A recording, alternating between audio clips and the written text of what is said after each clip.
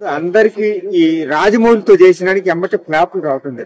కానీ ఇప్పుడు మరి ఎలా ఉండబోతుంది అక్కడ ఎన్టీఆర్? రాజమౌళితో చేస్తే ఫ్లాప్లు వస్తాయి. రాజమౌళితో ఎవరైతే ఇట్టు కొడతారో వాళ్ళ తదుపరి సినిమా ఫ్లాప్ అవుతుందండి. ఇంతవరకు ఆ సెంటిమెంట్ అనేది ఇంతవరకు కంటిన్యూ అయింది.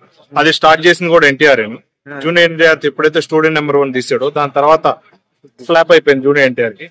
జూనియర్ ఎన్టీఆర్ బిగిన్ చేసింది, జూనియర్ ఎన్టీఆర్ రేపు బ్రేక్ చేయబోతున్నాడు.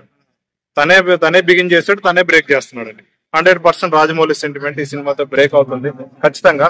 షూర్ షాట్ మనం బిజినెస్ పరంగా చూసుకుంటే కూడా ఎన్టీఆర్ రేంజ్ కి, ఎన్టీఆర్ కు ఉన్న క్రేజ్ కి ఇప్పుడు పాన్ ఇండియా లెవెల్లో గానీ, బయట అవుట్ స్టేట్స్ లో గానీ 1 million pre sales tickets sold out, 50,000 tickets వరకు సోల్డ్ అవుట్, ఇవన్నీ చూస్తుంటే ఎన్టీఆర్ క్రేజ్ కి ఏ మాత్రం చాలా తక్కువ అండి. బిజినెస్ కూడా జరిగింది 180 crores అని వినపడుతుంది బిజినెస్.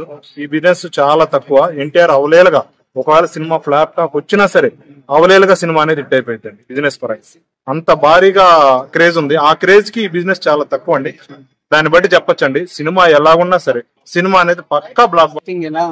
యాక్టింగ్ తెలిసిందే కదండి. హీరోయిన్ హీరో ఫస్ట్ టైం కదా వాళ్ళిద్దరు కాంబినేషన్, వాళ్ళిద్దరికి కమ్యూనికేషన్ కుదిరిద్దాం. ఇప్పుడైతే అంతేం కనిపించట్లేదు. సాంగ్ బాగుంది. ట్రైలరే ఇలా ఉంది కదా, మరి సినిమా ఏ రేంజ్ లో ఉంటదని ఊహించుకుంటున్నాను. హోప్స్ అయితే పెట్టుకోండి. హిట్ అయితే అవ్వచ్చు. సాంగ్స్ కి ఎంత రేటింగ్ ఇస్తారు మీరు? సాంగ్స్ కి ఇవ్వచ్చు 8. ఎన్టీఆర్ గారి లుక్ ఎలా ఉంది అసలు? బాగుందా? సినిమా కొడుకులు అంటున్నారు కదా, ఎట్లా ఎక్స్పెక్ట్ చేస్తాను? ఆల్రెడీ వచ్చింది మనకి, అన్ని వచ్చినాయి. తండ్రి చాలా యాక్షన్ సీన్స్ లో ఇంత ముందు ఎన్టీఆర్ చూసాం కదా, ఈసారి బాగా ఎక్కువ ఉంటది అంటారు. అంటే ట్రైలర్ చూసిన ప్రకారం కొంచెం వైలెంట్ గా కనిపిస్తున్నాడు. నాకు తెలిసి సినిమా పర్లేదు, బాగుంటుంది. సో అంతే.